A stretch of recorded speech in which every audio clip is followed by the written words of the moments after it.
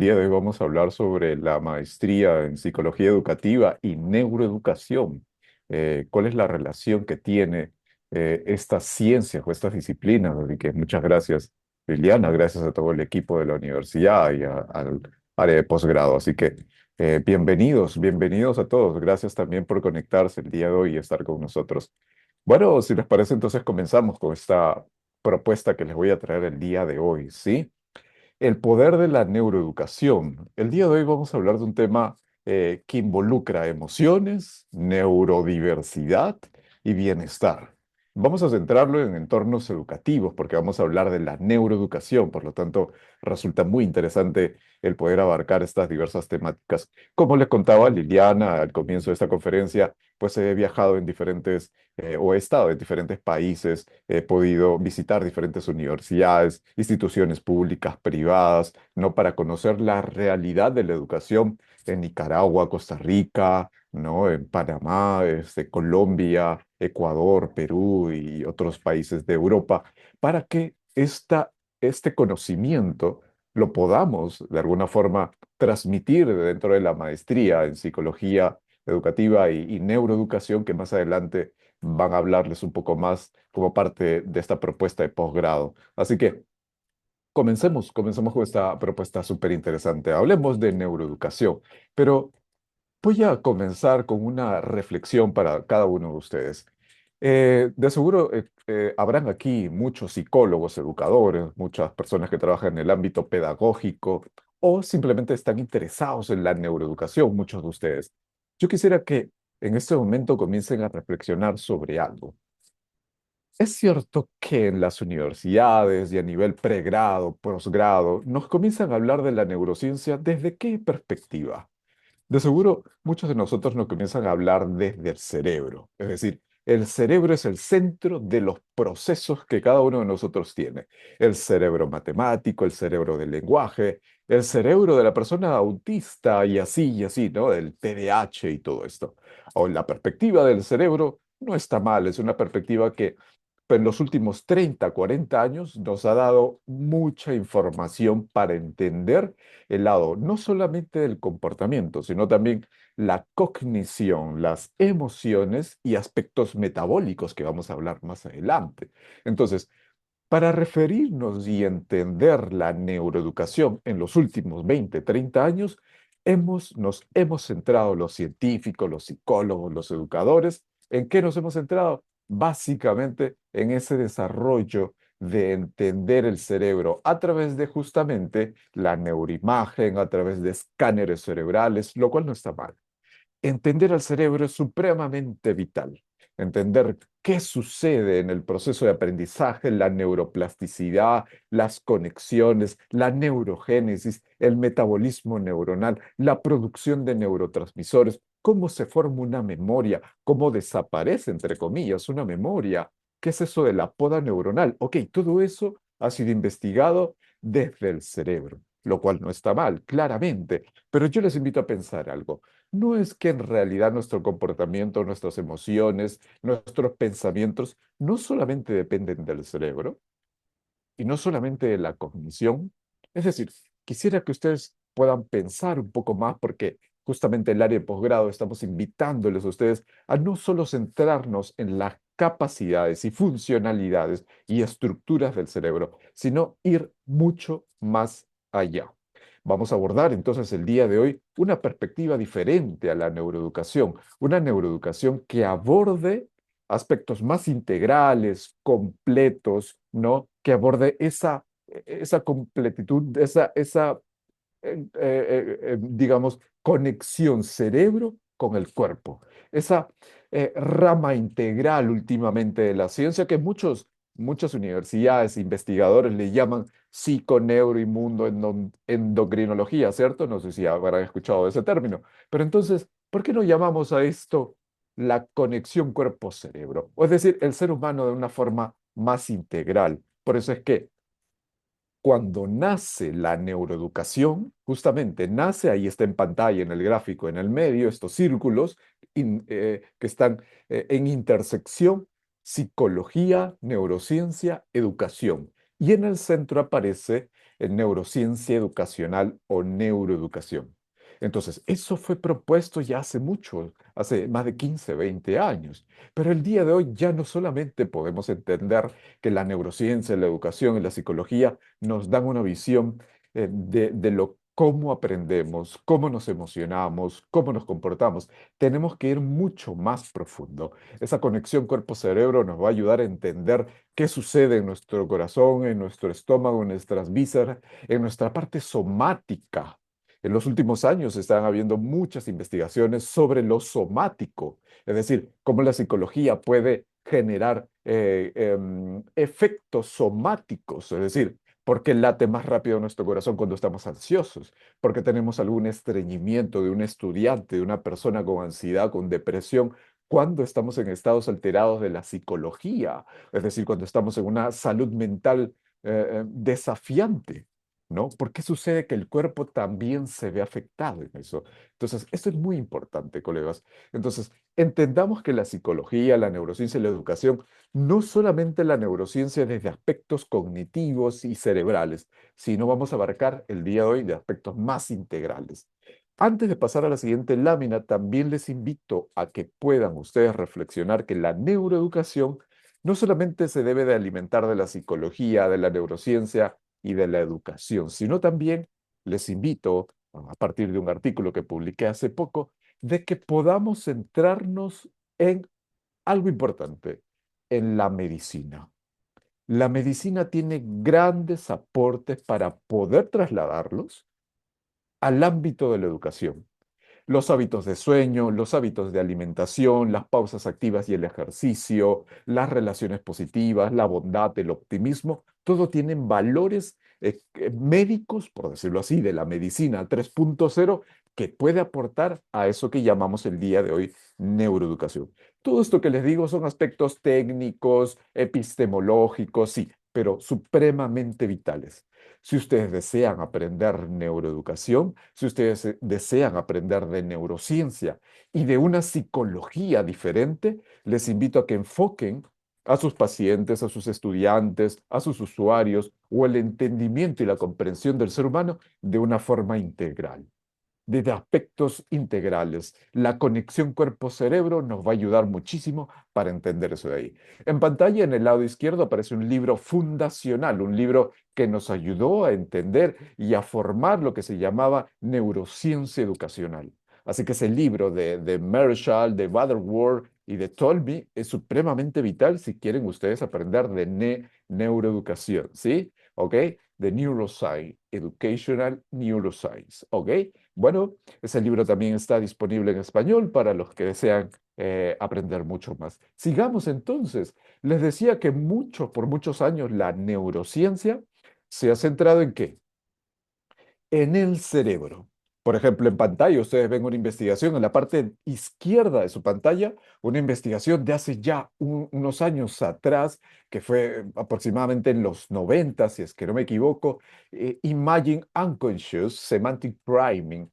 Habla sobre cómo los procesos perceptivos, semánticos, es decir, del lenguaje, ¿no? Son capaces de darse incluso sin la conciencia. Esto fue uno de los primeros artículos que cambió mucho la percepción y el estudio de lo que era la neurociencia del lenguaje y por lo tanto de la conciencia. Fue uno de los primeros artículos científicos de Stanislas Dehaene, que ahora voy a hablar un poco de este gran investigador francés, ¿no? Stanislas nos hablaba de que sí, existen procesos particulares, redes neuronales particulares en nuestro cerebro propios del lenguaje, como las personas que tienen la articulación, la caja de letras que está en el cerebro se llama letterbox, ¿ok? Cada idioma tiene una región particular, ¿sí? O sea, todos los idiomas, perdón, tienen una región particular. Así tú hables chino, mandarín, inglés, alemán, español, ¿no? O castellano, nuestro cerebro tiene una región particular en el cerebro llamado letterbox, ¿sí? Que ahí concentra a las palabras que nosotros aprendemos. Es decir, con esos avances de Stanislas Dehaene en estas investigaciones que les digo, fue que se dio inicio a la investigación de la neurociencia y de la neuroimagen del lenguaje ya hace más de 20 años atrás. Y eso fue importante, porque se comenzó a entender del que el cerebro tiene regiones particulares para procesar el lenguaje. Ahora, pero no se olvide, yo les decía que en realidad entender al ser humano invita a que podamos nosotros entender que no solamente el cerebro y pequeñas regiones del cerebro están involucradas en el lenguaje. Yo les pregunto a ustedes, ¿qué pasa si me hago esta reflexión? ¿Es posible que nuestro cerebro también se vea influenciado por lo que sucede en el cuerpo, en el corazón, en el estómago, en los pulmones, en nuestras vísceras, y eso está influyendo en cómo proceso el lenguaje? Por ejemplo, ¿qué pasa con las personas que tienen ansiedad y en algún momento de su vida quisieron exponer o estuvieron frente al público y tienen ansiedad social? ¿Qué sucede con las personas con ansiedad social? ¿Qué sucede con el lenguaje articulado de las personas con ansiedad social, por ejemplo? De seguro muchos de ustedes habrán visto personas que se quedan como congeladas, que no pueden hablar, no pueden articular, ¿cierto? Entonces, el lenguaje no solamente depende de regiones cerebrales.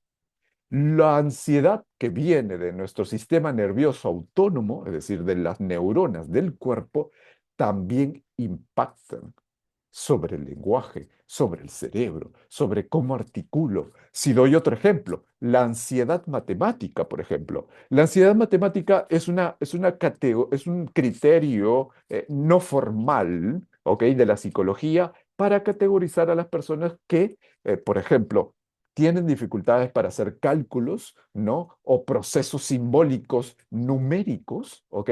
Que debido a la ansiedad se ven bloqueados. Eso se llama ansiedad matemática. Entonces, la ansiedad no solamente depende del cerebro, la ansiedad depende de cómo está tu corazón acelerado, por ejemplo, cómo estás respirando, una aceleración también posiblemente acelerada, cómo está tu riñón produciendo ciertos químicos, por ejemplo, como el cortisol y la adrenalina, que en exceso pueden dificultar tu capacidad cognitiva.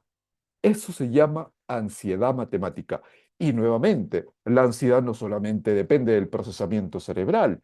Vean ustedes entonces de que los procesos que siempre creíamos, lenguaje, matemáticas, no solo dependen del cerebro, dependen enormemente de la capacidad, claramente del cerebro, pero está condicionado de lo que sucede en nuestro cuerpo. Por eso es que muchos científicos hablan y médicos, por eso decía que la medicina puede aportar enormemente sobre la neuroeducación, porque la medicina nos habla de esa integralidad del cuerpo y cerebro. Y eso es muy importante a la hora de entender a un estudiante, a un paciente, qué le ocurre, por qué está ansioso, por qué está temeroso, por qué está impulsivo, por qué una persona con TDAH se comporta de cierta manera, porque su sistema simpático puede estar descontrolado. Y no solamente el TDAH sería por una variable disfuncional del cerebro, como vamos a ver después. Entonces, analicemos esto como parte de. Bueno, ahí estoy en pantalla, estoy con el autor de estas investigaciones que se llama Stanislas Dehaene. Estábamos en París, tuvimos un tiempo para poder conversar, solamente unos momentos, y él tiene un laboratorio increíble en París, en el norte de París, que es el ISERV. Si alguna vez ustedes están interesados en investigar sobre neurociencia cognitiva, este señor tiene un laboratorio increíble en París. Él ha publicado diversos libros, El cerebro lector, El cerebro matemático, Cómo aprendemos, es otro libro increíble. La conciencia también tiene un amplio repertorio de textos e investigaciones muy importantes para la neurociencia del día de hoy, ¿no? Y por ejemplo, él plantea en la parte derecha de su pantalla, él plantea un modelo muy especial para entender cómo se forma el lenguaje, el procesamiento visual, semántico y cognitivo claramente, ¿no? Y auditivo, fonético, ¿no? Entonces, es muy importante a poder investigar si queremos aprender de neuroeducación, leer a Stanislas Dehaene va a ser supremamente vital, ¿sí? Entonces, ahí en pantalla ustedes ven cómo en el lado de las matemáticas, por ejemplo, comenzamos a investigar también la neuroimagen, es decir, un escáner cerebral enorme que hace justamente fotos, ¿no? Sobre nuestro cerebro, sobre la actividad, es decir, la función, la activación hemodinámica, es decir, del consumo de oxígeno en algunos casos y de glucosa en otros o mixtos de lo que en nuestro cerebro sucede. Por ejemplo, si a nosotros nos muestran un cálculo matemático 5,5, por ejemplo, en nuestro cerebro se va a iluminar ciertas regiones cerebrales. Y eso ocurre en muchos de nosotros. Los científicos descubrieron hace mucho tiempo, 2002, en la parte izquierda de su pantalla, ustedes ven un cerebro, ¿cierto? En el cerebro no sé si notan una región especialmente de color rojo, ¿sí? No sé si notan ahí una región en la parte izquierda de su pantalla de color. Esa región está especialmente o es desarrollada para el cálculo matemático. Y eso es lo que los científicos descubrieron hace mucho tiempo. Se le llamó el área del cálculo, ¿ok? Pero eso fue hace más de 20 años. Y hace poco, en los últimos 10 años, se comienza a publicar justamente nuevas investigaciones de que en realidad el cálculo y las capacidades numéricas, matemáticas, simbólicas, no dependen de una sola región, dependen de diversas regiones, como aparece en la derecha de su pantalla y todo eso. Ahora, como les decía, es importante, sí, entender al cerebro es supremamente vital, porque el cerebro es el órgano que interpreta, que procesa, que guía a nuestro comportamiento. Pero ahora, ¿cuál es el detalle? Es que nuestro cerebro depende de lo que sucede también en nuestro cuerpo, del sistema nervioso autónomo, ¿no? De todas esas capacidades que tenemos nosotros. Entonces, esto resulta muy importante. Entonces, la ansiedad matemática se ve también influenciada justamente por esos detalles de nuestro cuerpo. Ahora, de seguro, psicólogos, docentes aquí presentes o padres de familia también, de seguro ustedes han tenido algún estudiante con TDA. Se conoce, ¿no? a la categoría diagnóstica TDAH, ¿cierto? Trastorno por déficit de atención y hiperactividad. Pero ¿qué pasa en el subtipo inatento especialmente? ¿Qué sucede con esta variable, con este subtipo de esta categoría bien conocida como el déficit de atención? Y la gran pregunta también que deberíamos hacernos es por qué en los últimos años eh, eh, ha ido creciendo la prevalencia, es decir, la cantidad de personas, especialmente infantes y adolescentes, con TDA. ¿Qué sucede? ¿Qué está llevando a la sociedad a que cada vez más existan personas con autismo, TDA, alguna condición de alteración metabólica, síndrome metabólico u otros más? ¿Cierto? Que vamos a hablar dentro de un momento sobre eso. Entonces, el subtipo inatento especialmente se encontró, las investigaciones de hace 20 años más o menos, aproximadamente que existe un déficit de noradrenalina, un déficit de dopamina en la corteza prefrontal. Y la pregunta es, ¿para qué sirve? ¿Para qué nos sirve a nosotros la corteza prefrontal? Imagínense un adolescente de 12 años con el subtipo inatento, es decir, tiene dificultades, desafíos para mantener la atención, se dispersa continuamente, lo cual es muy usual en cada uno de nosotros. Pero cuando esto ocurre de manera patológica o disfuncional, puede llevar a un reto para muchas de las personas categorizadas como TDA. Bueno, los científicos descubrieron que la noradrenalina y la dopamina en esta corteza prefrontal que ayuda a la atención estaría deficiente. Es decir, la hipótesis es que ciertos químicos en déficit estarían generando TDA, pero también hay otro grupo de científicos que indican que el exceso de ciertos químicos también puede generar inatención. Pero esto sucede especialmente con el subtipo hiperactivo. Aquí lo que ocurre es que en ciertas regiones del cerebro llamadas ganglios basales, la dopamina es muy baja, pero la dopamina en la corteza prefrontal de las personas con TDAH, es decir, el subtipo hiperactivo, es muy alta. A ver, una persona diagnosticada con TDAH tendría esta variable, esta configuración bioquímica en su cerebro, ¿ok? Bioquímica y estructural y funcional. Pero cada uno de nosotros, sin ser categorizados o diagnosticados con hiperactividad, también podemos, de alguna forma, desregular nuestra química cerebral, exceso de dopamina, por ejemplo, en nuestro cerebro frontal, y podemos caer en algo llamado hiperactividad. No sé si les ha sucedido alguna vez a ustedes, adultos especialmente, y a nuestros hijos también, a nuestros pacientes y estudiantes, que han perdido el control. ¿Cierto? Es decir, ¿cuándo perdemos el control? Cuando esa capacidad de control inhibitorio, es decir, de ejercer autorregulación, se apaga. Eso sucede cuando nuestra corteza prefrontal se ve invadida por algo llamado dopamina. Cuando la dopamina se produce en exceso en nuestra corteza prefrontal, llegamos a un momento donde nos descontrolamos. Funcionalmente, nuestro cerebro comienza a perder la capacidad de autocontrol. ¿No? Y esto es lo que genera. Pero las personas con diagnóstico de TDAH, esto es crónico. Esto sucede constantemente. O sea, esto sucede día con día, día con día. Por eso es que tienen esta condición llamada subtipo hiperactivo. Pero nuevamente, solamente el TDAH y el TDA dependen de lo que sucede en el cerebro.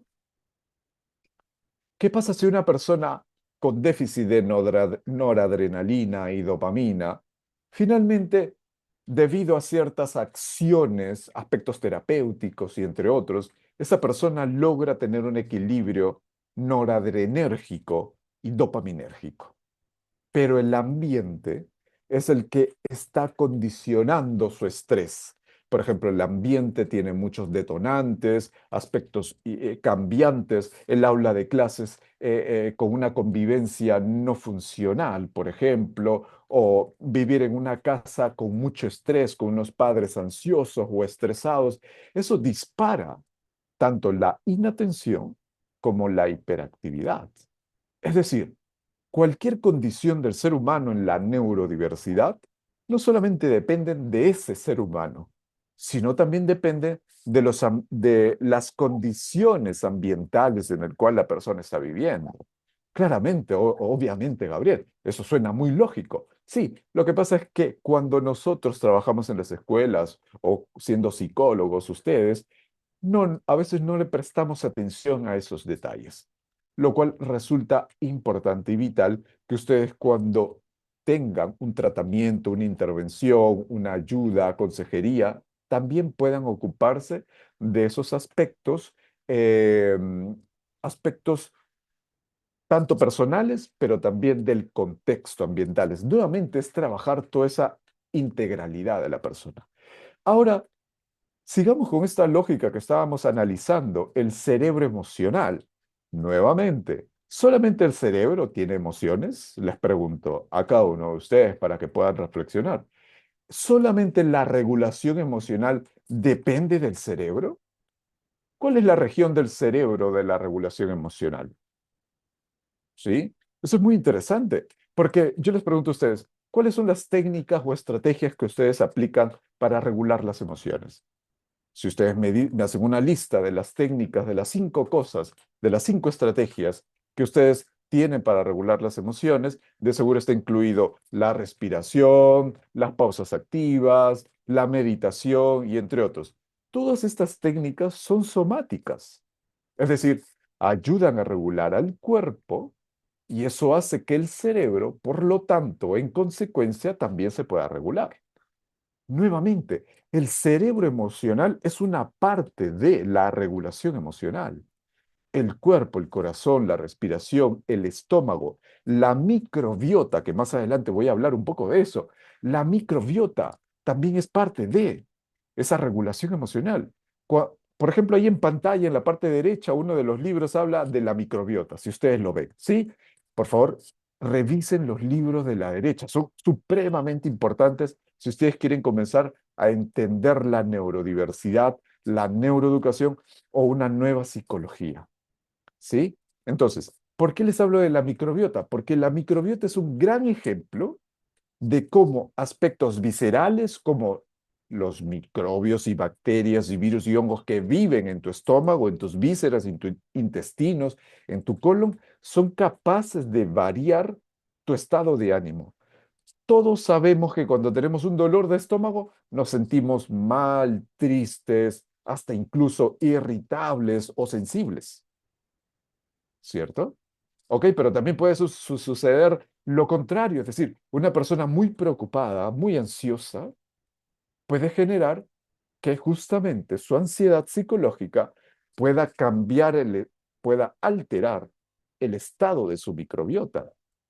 No sé si les ha pasado a ustedes alguna vez cuando tienen mucha ansiedad y pierden el apetito, o tienen que ir al baño constantemente, ¿no? O a nuestros estudiantes cuando están muy ansiosos, ¿qué les sucede? Sensación de vómito, quieren ir al baño constantemente, ¿cierto?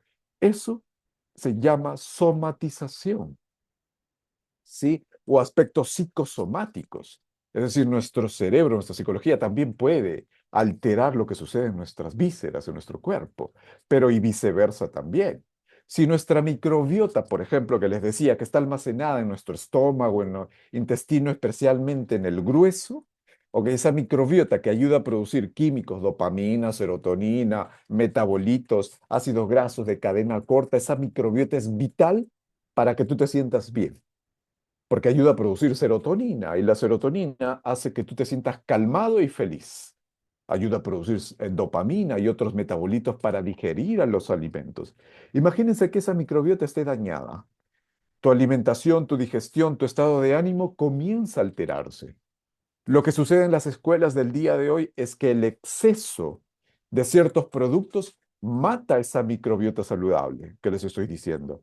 Por ejemplo, ¿qué? Los azúcares, las grasas en exceso, bla, bla, las gaseosas, ¿cierto? Los dulces, todo eso mata la microbiota. Por eso es que después de los recesos, recreos en las escuelas de Perú y de América y de todo el mundo, ¿no? Cuando nosotros comemos en exceso azúcares, nuestra microbiota se altera. Por eso es que nuestros estudiantes, después del receso, les decía, están como desatentos, hiperactivos o más ansiosos por comer más dulces. Incluso hay muchos estudiantes que comen escondidas, dulces, bla, bla. Esa ansiedad por lo que se come se transmite al cerebro y el cerebro a las vísceras y así se genera un ciclo, ¿no? Que daña nuestra microbiota. El daño a la microbiota altera tu salud, tu sistema inmune, tu cerebro, tu capacidad de memoria, todo eso de ahí. Por eso es que el día de hoy quiero invitarles, como parte también del área de posgrado de esta nueva maestría en psicología educativa y neuroeducación, a que puedan pensar de que la neuroeducación tiene una visión diferente, una visión nueva. Entender a la psicología de las personas desde un aspecto integral. ¿Qué sucede a nivel hormonal en una persona? ¿Cómo está su cortisol? ¿Cómo está su adrenalina? Es importante que como psicólogos y educadores comencemos a tomar conciencia sobre el efecto de las hormonas. Por lo tanto, el sistema inmunitario también, claramente que sí, ¿no? Si una persona se enferma mucho, por ejemplo, ¿qué estaría pasando? Porque un estudiante constantemente se enferma del estómago, que es una de las principales causas de falta en las escuelas. Si ustedes comienzan a analizar la data estadística en aspectos clínicos, los estudiantes que más faltan a la escuela son por causas de dolor de estómago, diarrea o aspectos gastrointestinales afectados por algo. Pero si nosotros tenemos una microbiota saludable, un sistema inmune fuerte, cuando comemos frutas, verduras, fibra, yogures naturales, fibra me refiero lo que tiene normalmente la fruta, el plátano, ¿cierto? Las lechugas, entre otros. O, por el contrario, si vivimos con una alimentación y un estilo de vida no saludable, ¿no? Exceso de productos altamente procesados, embutidos, grasas, azúcares, estamos dañando el estómago de una persona, de un estudiante de 5, 7, 10, 12 años y su aprendizaje también se va a ver afectado. Y no solamente el aprendizaje. sino también sus emociones. Porque cuando estos productos altamente procesados como generan mucho placer, entonces la ansiedad sube y el estudiante se vuelve más ansioso por tomar gaseosas, gaseosas, gaseosas, dulces, dulces, dulces y así. O sea, la ansiedad va a afectar eso llamado autorregulación. Y esa autorregulación va a afectar los procesos cognitivos de aprendizaje. Por eso es que esta psicología nueva, esta neuroeducación nueva, nos invita a entender a los estudiantes y a las personas desde un aspecto integral. ¿Qué comemos? ¿Qué no comemos? ¿Cierto? ¿Hacemos ejercicio o no hacemos ejercicio? ¿Si dormimos bien o no dormimos bien? ¿Si nos relacionamos bien con los demás? Son muchos aspectos, claramente. Hablemos de algo entonces para ir cerrando esta conferencia del día de hoy, pero para sintetizar esta propuesta tengo que sustentarles, ¿cierto? Como lo que les he comentado, ¿cuál es el sustento científico?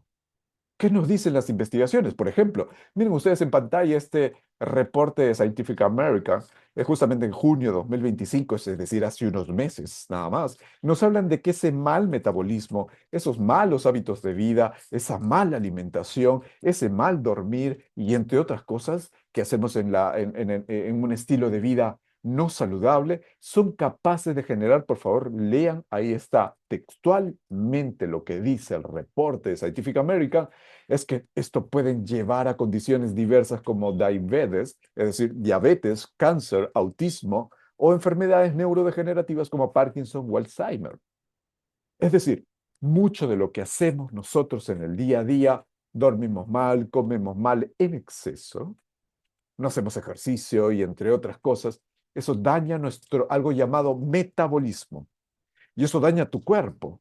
Y como dañas tu cuerpo, dañas tu cerebro.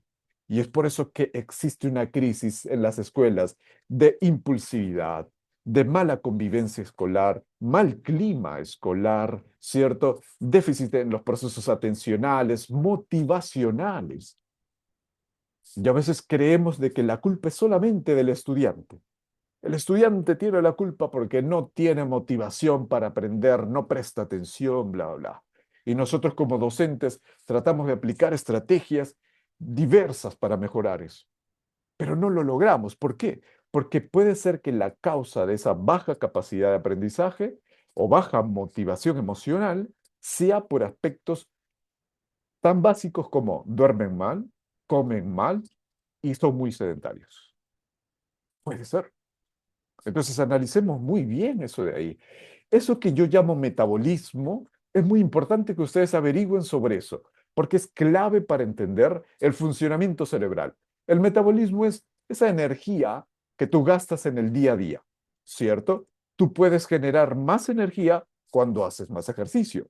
Por eso es que las escuelas y el Ministerio de Educación del Perú y de muchos ministerios de educación de diversos países están implementando cada vez más pausas activas en las aulas de clases. Pausas activas, pausas activas, pausas activas, porque eso impulsa la energía para aprender, moviliza la neuroplasticidad. Cuando haces ejercicio o pausas activas, activas la neuroplasticidad de las personas. ¿Y qué es la neuroplasticidad? La capacidad del cerebro de poder generar conexiones necesarias, no muchas posiblemente, sino las necesarias para poder aprender. Eso es neuroplasticidad. Y neurogénesis también. Sí, nacen más neuronas cuando haces ejercicio o pausas activas. Y obviamente cuando te alimentas más, cuando mejor, más y mejor, y cuando duermes bien. Un estudiante que duerme mal y va al día siguiente a la escuela, lo más seguro es que su capacidad de memoria decaiga enormemente. Yo les pregunto a ustedes solamente, adultos, un día que duermen mal, ¿qué sucede? ¿Cómo se sienten? Irritados, baja tensión, impulsivos, no aprenden muchas cosas, ¿cierto? Es porque justamente ese mal dormir afecta la capacidad directamente de la memoria, de la atención, del aprendizaje. Y aún más si la persona tiene un diagnóstico de autismo, de TDAH o de ansiedad. ¿Ok? Entonces, las mitocondrias son lo que sustentan, si ustedes ven en la parte, en cada lámina va a aparecer en la parte izquierda, por ejemplo, o derecha de su pantalla, las investigaciones. Ahí están los doy, como les digo, estoy sustentando lo que les hablaba al inicio de la conferencia. Entonces, Las mitocondrias sustentan ese proceso metabólico de energía, de capacidad de la persona. ¿Está bien? Las mitocondrias, para que puedan averiguar qué es. ¿Por qué importan las mitocondrias en el proceso de aprendizaje? Importan muchísimo. Cuando tú duermes bien, por ejemplo, según en esta investigación, tus mitocondrias comienzan a multiplicarse. Cuando las mitocondrias se multiplican, como las mitocondrias generan energía, tus neuronas van a producir más y mejores aprendizajes. Las mitocondrias son la base de tu aprendizaje. Las mitocondrias ayudan a producir otras células, más neurotransmisores, en el caso de las neuronas, ayudan a producir ciertas proteínas necesarias para el mantenimiento a partir de las glías para mantener a las neuronas. Es todo un ecosistema que se alimenta enormemente. Y esta lámina que ustedes ven sintetiza lo que he hablado el día de hoy. Entonces, la energía es necesaria ¿para qué? Para que la célula pueda tener una estructura y una comunicación eficiente. La energía depende de tu estilo de vida. Yo tengo menos energía si duermo mal, como mal, no hago ejercicio, pausas activas y todo eso, ¿cierto? Entonces la energía es supremamente vital para las neuronas, para mantenerse estructuralmente y para comunicarse. ¿Sí? Entonces, corrijamos las condiciones de vida, pero desde un punto de vista integral, colegas. Los psicólogos debemos de trabajar desde la integralidad de la persona. Por ejemplo, una dieta ketogénica puede ayudar, una dieta keto, cetogénica o keto, ¿ok? Para que puedan averiguar, puede ayudar en ciertas personas con autismo, puede ayudar enormemente a mejorar su capacidad de atención, de regulación emocional. Y hay muchas investigaciones sobre eso. ¿Cómo es que el autista, las personas con autismo en los diferentes grados de atención, nivel uno, 2 y los demás, yo puedo implementar a la terapia, al tratamiento, a la intervención de las personas con autismo, debería de integrar la participación de un nutricionista? Y puede ser que la dieta keto sea una de esas variables de ayuda para las personas con autismo. Así que averigüemos eso. Busquemos a un especialista en nutrición para ayudar a nuestras personas y estudiantes o pacientes con autismo, por ejemplo. Con TDAH podría también ayudar eso. A reducir azúcares, grasas, entre otros, en personas con TDAH resulta supremamente vital. ¿Es retador? Sí, pero es parte de. Por eso les decía, lo importante es que las condiciones de vida puedan mejorar primero, para luego pasar a un estado de atención y de memoria y de capacidad de regulación emocional mucho mejor.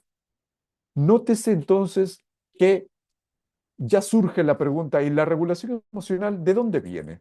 ¿Solamente del cerebro? No, como hemos tratado de explicar el día de hoy, viene de esa conexión cuerpo-cerebro. Es decir, de cómo está tu estómago, cómo está tu hígado produciendo glucosa, cómo está tu riñón, ¿cierto? Produciendo bajo cortisol y bajo adrenalina y solamente cuando se necesite, produciendo tu páncreas insulina necesaria para guardar ese exceso de glucosa. ¿Cómo están tus pulmones respirando de manera relajada? ¿O tu corazón está con taquicardia o bradicardia o está equilibrado? Sé que suena esto muy médico, muy clínico, pero a la hora de entender a nuestros estudiantes resulta vital. Porque a partir de eso tú puedes comprender a tu estudiante de una forma integral, a tu paciente, a tu hijo, a ti mismo como persona. Entenderte de que tus emociones no solamente dependen de tus pensamientos, sino que tus emociones dependen de cómo está tu corazón, tu estómago, tu estado interno. ¿Ok? Investigaciones recientes y reportes recientes hablan sobre el nervio vago. El nervio vago es el puente, esos nervios, porque en realidad son 20.000 fibras aproximadamente que unen el cerebro, el tronco cerebral especialmente, con las vísceras. Por eso es que ven a ustedes ahí en la parte derecha en amarillo todas esas líneas que van al corazón, al estómago, los pulmones y bla, bla, bla. Esas líneas en amarillo son y corresponden al nervio vago. Bueno, como les decía, no es un nervio, son diversas fibras que llevan a la persona a conectar justamente eso. Y entonces resulta vital que nosotros entendamos esta capacidad de conexión de nuestro cuerpo y de nuestro cerebro. Justamente aquí resumo dos grandes libros, la teoría polivagal, si en el caso desean llevarlo a una parte más aplicativa. Ojo que es una teoría, no es algo necesariamente validado, pero tiene sustento científico. Y en la parte derecha es algo muchísimo más profundo, el libro de Kevin Tracy, The Graph Nerve. eh, También pueden averiguar más sobre el nervio vago, los estados vagales, los estados simpáticos, porque el cuerpo tiene su capacidad de regulación emocional particular y cómo el cuerpo también puede sentirse seguro, hiperactivo o congelado. Y esto es muy importante. Si bien no vamos a poder explicar en esta conferencia mucho sobre esto, ustedes tienen ahí en pantalla los diferentes estados. En calma, en verde, del nervio vago. En los estados simpáticos en amarillo, luchar, huir, mentir, enamorarse, discutir, estar sumisos, esos son estados hiperactivos. ¿Sí? Y puedo estar en un estado de mucho estrés, son los estados en rojo. Apego inseguro, vergüenza, congelamiento, desorientación, desconexión emocional. Y ojo, los estados vagales autonómicos, porque estos tres son estados autonómicos, sistema nervioso autónomo, son nervios del cuerpo, como ustedes ven en la imagen de la persona ahí. Son neuronas del cuerpo que tienen la capacidad de reaccionar de manera independiente al cerebro. Y eso es lo importante. Porque tu estado de seguridad puede ser independientemente del cerebro. Tu estado de hiperactividad puede ser independientemente del cerebro. Y tu estado de congelamiento también.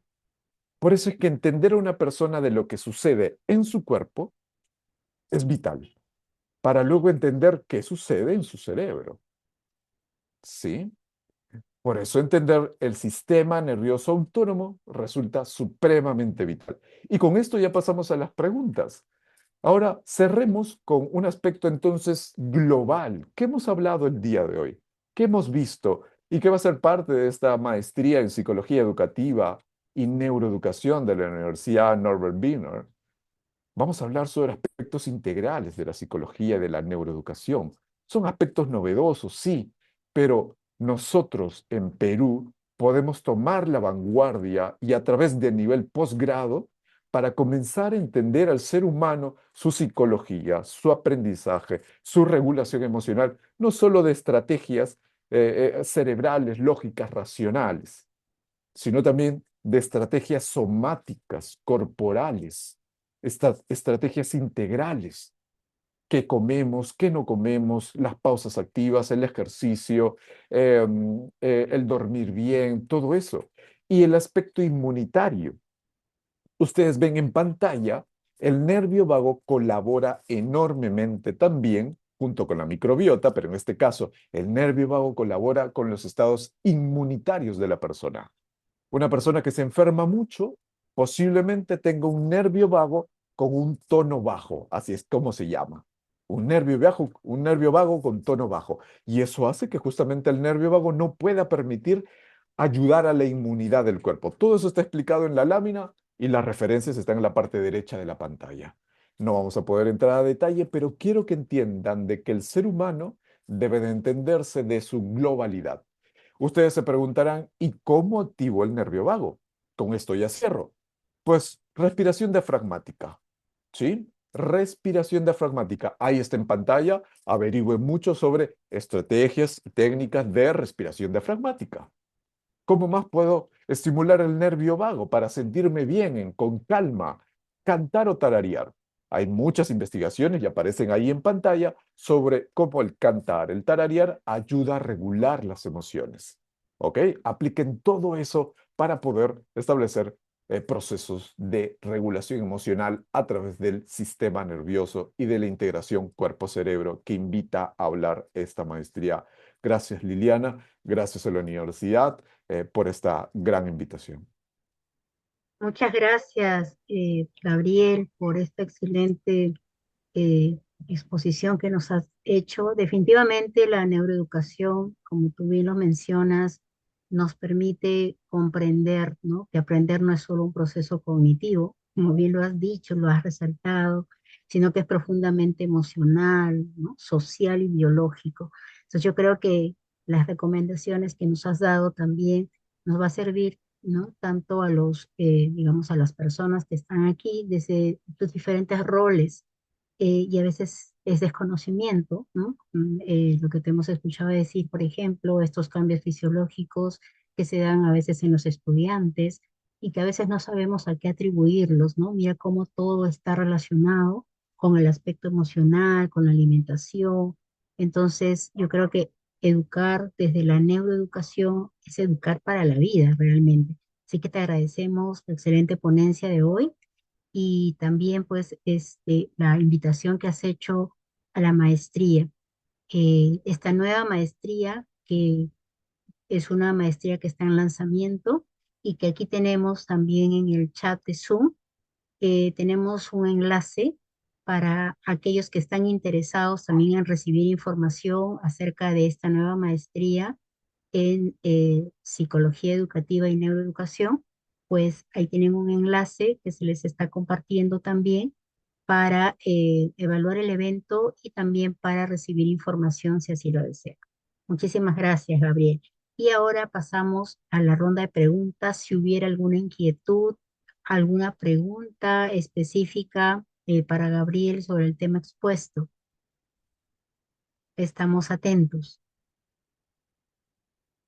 ¿Alguien tiene alguna pregunta al respecto del tema? O de repente quiere darnos también su apreciación.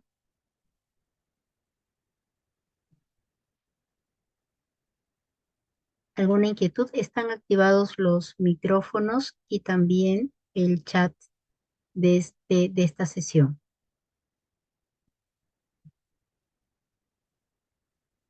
A ver, tenemos aquí invitados. ¿Tienen alguna consulta, alguna pregunta para Gabriel?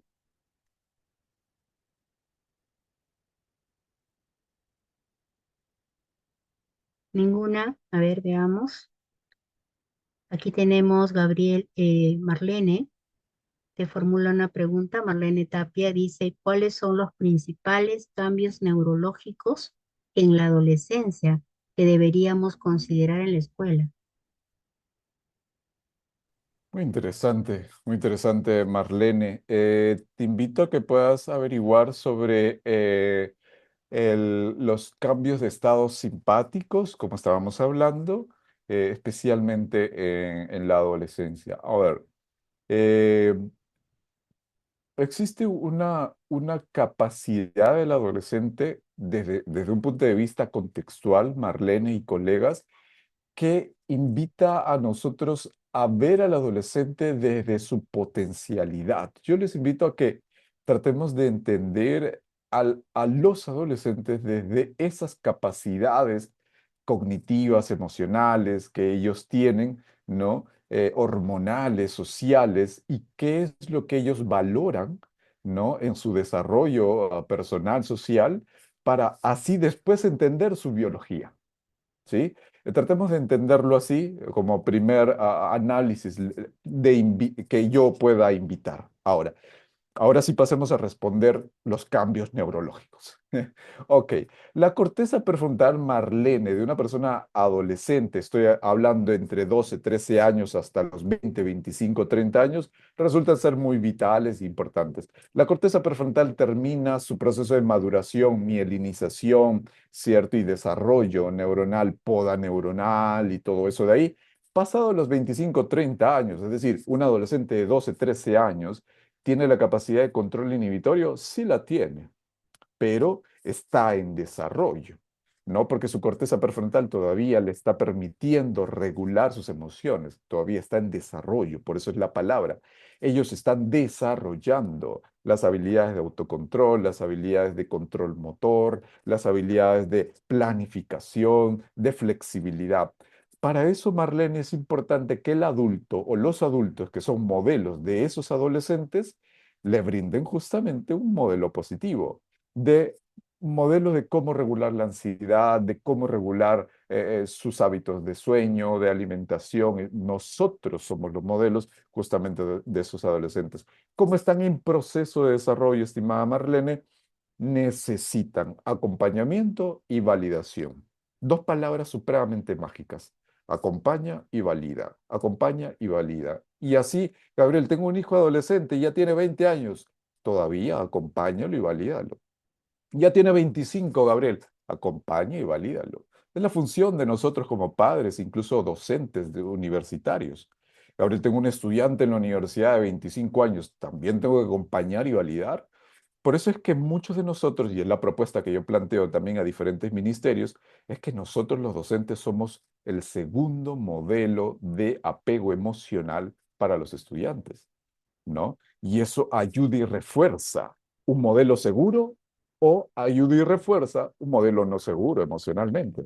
Nosotros, también, Marlene, entender la biología es supremamente vital, pero entender la conexión emocional que yo tengo con ellos resulta también importante. Muchas gracias, Gabriel, excelente. Eh, Ahí está, te agradece también Marlene por la valiosa respuesta. ¿Alguien más tendrá alguna otra consulta para Gabriel? Pueden utilizar el micrófono o también el chat. Bueno, eh, muchas gracias nuevamente a Gabriel por estar en este espacio. Eh, y bueno, aquí te han escrito también, Wilma, antes de terminar, dice, entonces, es lo que acaba de mencionar. No estaría bien, bueno, que un adolescente de 11 para ese años es inmaduro emocionalmente. Muy interesante pregunta. Como todos, y en especial en la adolescencia, estamos en proceso, eh, mm, decirle o darle una etiqueta a nuestro hijo, a nuestro adolescente o estudiante, y tú eres inmaduro emocionalmente, genera en él ese estigma, ellos aprenden de nosotros. Y aún más si nosotros le brindamos una etiqueta, ¿no? Tú eres desordenado, tú eres inmaduro, tú eres, ¿cierto? Esa etiqueta puede no colaborar con el desarrollo de la persona. Entonces yo te invito, William y colegas, a que nosotros podamos referirnos a ellos y en realidad a muchos de nosotros, adultos, incluso en pareja. Mi pareja está desarrollando su regulación emocional. Nuestros adolescentes están desarrollando su madurez emocional. Yo creo que hablar en proceso es una actitud más asertiva para referirnos a ellos, especialmente en la adolescencia. Así que muy buena pregunta. Tenemos otra pregunta de Jefferson, dice, en el desarrollo neuronal tiene que ver las funciones de mamá y papá y a qué edades se determinan. Muy bien. Jefferson averigua sobre los periodos sensibles del desarrollo. La UNESCO, Cerebrum, las universidades han publicado mucho sobre eso, ¿sí? Jefferson, periodos sensibles del desarrollo, ¿sí? Hay diferentes periodos sensibles del desarrollo cognitivo, emocional, sensorial, bla, bla, en cada uno de nosotros. También Jefferson, algunos hablan sobre periodos críticos. Puedes buscar ambos, búscalo en español y en inglés y vas a encontrar mucha información. Ahora, el desarrollo neuronal trata de verlo Jefferson como curvas, no como llega a los 13 años y tiene que pasar esto, ¿no? Como a veces los libros y los manuales nos dicen, ¿no? A los 13 años el estudiante es así. No tanto. Trata de verlo como sube, sube, va desarrollando su regulación emocional más o menos entre los 25, 30, 35 años, alcanza un buen grado de regulación emocional. ¿Ok? ¿Listo?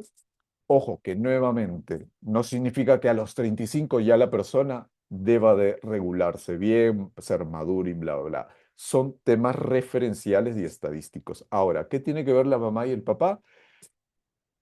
Jefferson y colegas hablen con un psicólogo o busquen una fuente confiable para aplicarse un test de apego. Todos nosotros deberíamos hacernos un test de apego alguna vez en la vida. En realidad deberíamos hacernos más de una vez. Pero entonces, Jefferson, ahí te darás cuenta de que ese estilo de apego que tú tienes como papá, como mamá, como docente, ese estilo de apego se proyecta en los demás. Y especialmente en esas personas que generamos vínculo y confianza. ¿Y con quién generamos vínculo? Con nuestros estudiantes. Entonces, mi apego se va a demostrar con ellos. Y en el caso de mamá y papá, muchísimo más. Por eso es que es supremamente vital que los roles en casa, el apego en casa, el vínculo, la confianza en casa sean coherentes. Para que tanto lo que hace papá, lo que hace mamá, lo que dice mamá, lo que hace papá sean coherentes y no generen una disonancia. Y la escuela también, porque hay muchas escuelas que dicen A, en la casa se dice B y así. Entonces la idea es buscar una coherencia, Jefferson, en esos modelos emocionales. Así que muy, muy, muy buena pregunta. Muy bien, muchísimas gracias. Bueno, ahí también están agradeciendo que has compartido el respaldo científico porque toda la bibliografía que nos has recomendado, excelente. Muy bien. Y William dice, bueno, aporta en la escuela podríamos aplicar el test de apego a los padres, ¿no? Sería Sí, muy sí, interesante. William, acompáñate del psicólogo, del psicopedagogo, del personal de SAEI, de alguien que esté cercano a evaluaciones y William sería increíble. O si no tenemos esa ayuda, pues pedirle permiso a los padres para que ellos puedan hacerse un test de ese tipo. Yo les digo algo, haciéndose ese test, su vida puede cambiar, estoy seguro. Así que bienvenido, bienvenidos por esa decisión. Muchísimas gracias a todos los participantes. Nuevamente gracias a Gabriel Lázaro que el día de hoy nos ha acompañado con toda su expertise compartiendo este tema que nos va a servir muchísimo. Los queremos nuevamente invitar a esta maestría que ofrece la Universidad Norbert Wiener, una maestría en psicología educativa y neuroeducación, una maestría que tiene una duración de un año, ¿no? Un año donde vamos a poder desarrollar, de acuerdo a ley, 48 créditos académicos y en horarios que se acomodan y son flexibles en cuanto pues a tratar de conciliar la vida laboral, ¿no? La vida familiar y también la vida académica. Así que los que están interesados tienen dentro del chat, tienen también un enlace para recibir información sobre este nuevo programa que ofrece la Universidad Wiener. Sí, está abierta en realidad a los profesionales de la salud y también docentes o interesados, ¿no? Porque como han visto y escuchado lo que Gabriel nos indica, en realidad es para poder también fortalecer, ¿no? Nuestros hábitos, nuestros estilos de la vida cotidiana. Muchísimas gracias, buenas noches con todos y estamos atentos a cualquier inquietud para responder y ahí nuevamente no sé si nos pueden compartir.